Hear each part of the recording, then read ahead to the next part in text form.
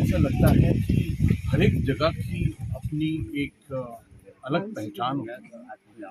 तो इस घाट के आप आकर जो स्वामी विवेकानंद जी ने यहाँ पे अध्ययन किया, और मुझे खुशी है कि उस वक्त का जो वृक्ष था उसको हमने रिवाइवल किया है, और वो भी साइंटिफिक रूट के साथ।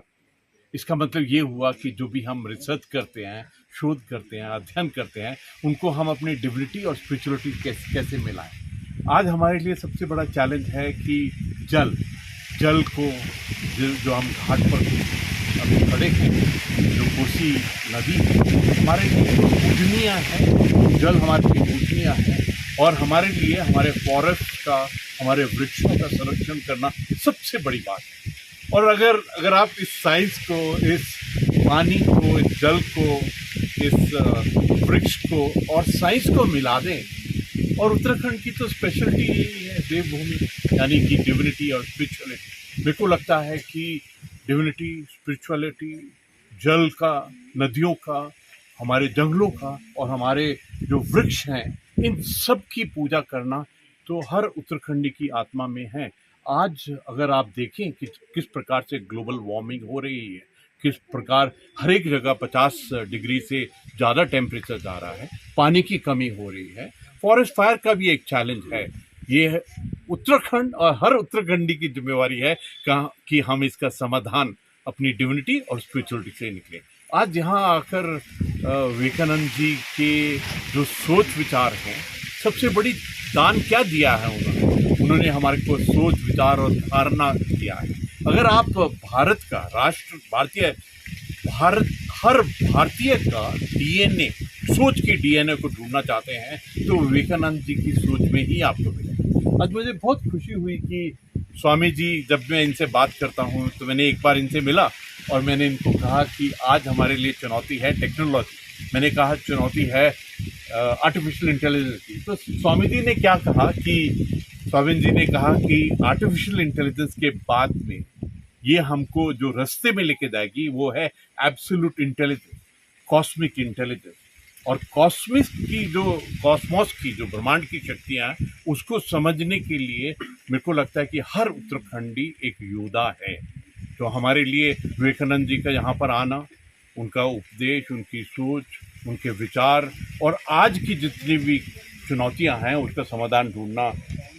और मैं आपसे एक चीज़ साझी करना चाहता हूँ। अभी मैं मुक्तेश्वर जी वहाँ गया था, जब मैं वापस आ रहा था मुझे बहुत खुशी हुई जिस प्रकार हमारी सड़कें बनी हुई हैं।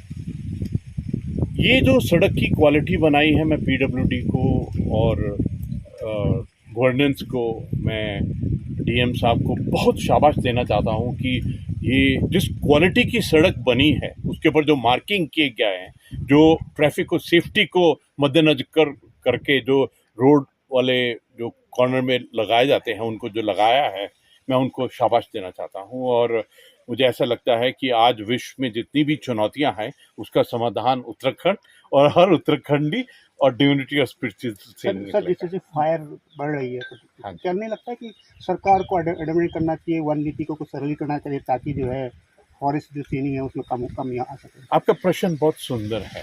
ये जो फॉरेस्ट फायर है हम सब के लिए बहुत बड़ी चुनौती है। इसके अंदर में एक तो जो हमारी इंडियन फॉरेस्ट सर्विस और उनके अधिकारी हैं उनका बहुत बड़ा रोल है, उनको इस चीज़ को विश्लेषण करना पड़ेगा, गवर्नेंस को विश्लेषण करना पड़ेगा। लेकिन सबसे बड़ी बात क्या है, हर उत्तराखंडी, और उसमें मेरे को लगता है कि इसका जो समाधान है वो हर उत्तराखंडी, हर गाँव के वासी, हमारी हर महिला के ऊपर में है। और आपने तो सुना ही है, ये हमको इस प्रकार से मित्र बनाने पड़ेंगे जो जल, ये जो अग्नि है, इसकी जो फर्स्ट इन्फॉर्मेशन और किस प्रकार हम डील करें। मुझे ऐसा लगता है कि जो फॉरेस्ट फायर है ये पूरे दुनिया में चैलेंज है। अगर आप देखेंगे ऑस्ट्रेलिया में, ब्राज़ील में, अमेरिका में, कनाडा में, हर एक जगह ग्लोबल वार्मिंग के कारण ये फॉरेस्ट फायर बहुत बड़ा चैलेंज है, लेकिन इसका जो समाधान उत्तराखंड निकालेगा वो अपने आप में पूरी दुनिया को एक रोशनी देगा। I am definite about it कि हर उत्तराखंडी, हमारे अधिकारी, हमारे फॉरेस्ट के जितने भी सर्विस वाले हैं, वो इसका समाधान अवश्य निकालेंगे। ये चुनौती है और इसका समाधान अवश्य ही निकलेगा। धन्यवाद। सर एक फोटो चाहिए sir.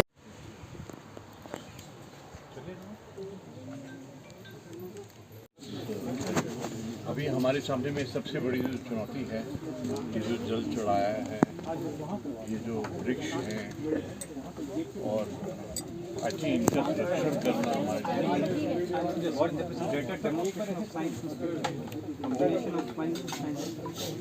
I want to come and sit Dehradun.